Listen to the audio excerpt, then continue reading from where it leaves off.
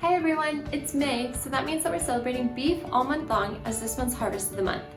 Now beef, it comes from cattle, but this isn't the only product that we get from this animal. We also get milk from the dairy cows, which we make into a wide variety of dairy products.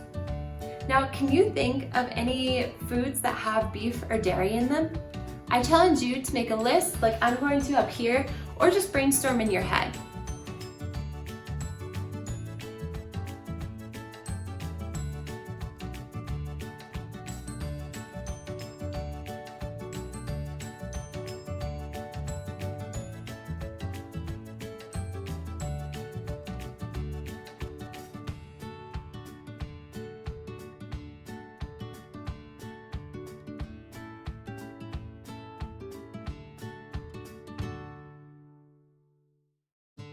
Okay, so on my list here, I brainstormed hamburgers, meatballs, jerky, chili, and ingredients for tacos. And then from the dairy cows, we'd get milk, butter, ice cream, cheese, and whipped cream. I'm sure there's a lot more that I'm forgetting that you might have included on your list, but there's a lot of foods that we eat that come from cattle. But hold on, what food do cattle eat? They eat grass. And where is this grass grown? It's grown in soil. Do you think that we'd have the grass to grow to feed our cows if we didn't have soil? Probably not. Do you think that we'd have any food without soil? Probably not. We rely so much on soil for the food that we grow and also the food that we grow to feed the animals that we eat. So it's really important that we protect the soil. But soil isn't the only thing that helps nature grow plants for us to eat. What other things in nature help us grow plants?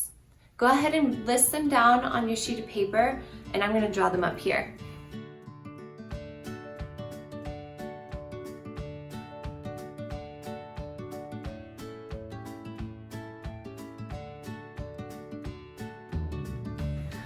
Okay, so these are the 4 things that I thought of that plants also need to grow.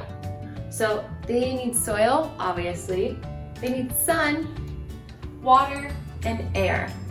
Do you really think that all of our food comes from just these 4 things in nature? Well, let's trace back on our food to its origin and see where it comes from. Okay, so I've drawn a cheeseburger here with the different ingredients. We have our bun, the cheese, the burger, lettuce, pickles, and ketchup. And now that we know each ingredient in the food, I want to trace it back down. What is a bun made of?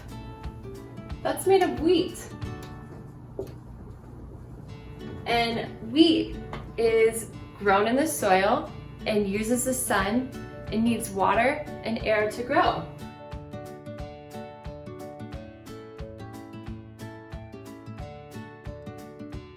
Okay, our next ingredient is cheese. Cheese comes from what?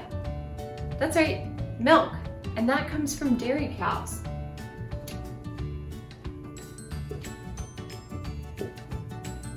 And cows, what do they eat? They eat grass. And for grass to grow, that also needs sun, water, air, and soil. Okay, and then the burger. That comes from cattle. And cattle eat what? They eat grass.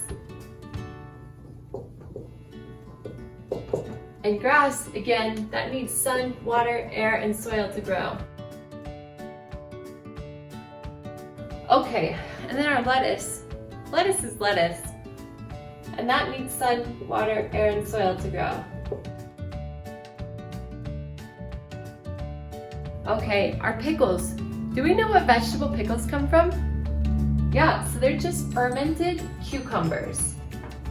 So we need cucumbers from the garden. And for cucumbers to go, they need sun, water, air, and soil. All right, and our last ingredient that I put on our cheeseburger here is ketchup. And what does ketchup come from? What's it made of? It's made from tomatoes.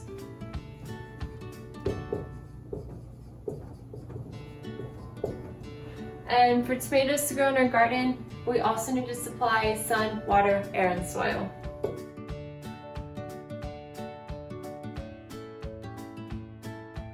So wow, now we can look back here and look at every single ingredient that we had.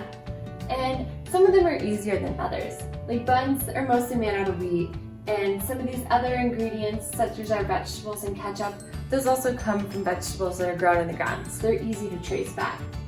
The cheese in the hamburger took a few more steps though, right? So we had to go through the cows and the cattle back to the grass the cows ate for us to know that these things needed sun, water, air, and soil to grow. So as you can see, we just trace every ingredient back to sun, water, air, and soil. These things are really important for us to be able to grow food to eat and also to grow food for our animals to eat that we eat. Do you think that we could live without sun, water, air, and soil? Write down what you think, or brainstorm it, or share with a friend or family member. So sun, water, air, and soil are all really important things for us to be able to grow food for us to eat. Now, what are different ways that we can preserve and protect these things? Now, I listed up here on the whiteboard some different ways that we can protect the soil by planting trees, adding earthworms to our gardens, reducing and stopping the use of fertilizers.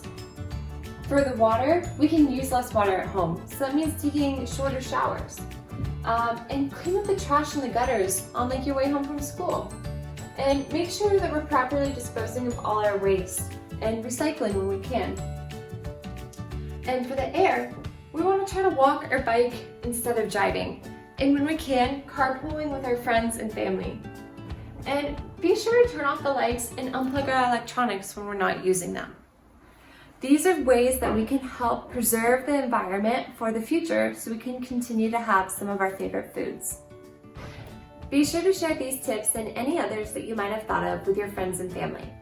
Together, we can help protect our air, soil, water to grow foods in the future. Thanks y'all so much for watching. See you next month.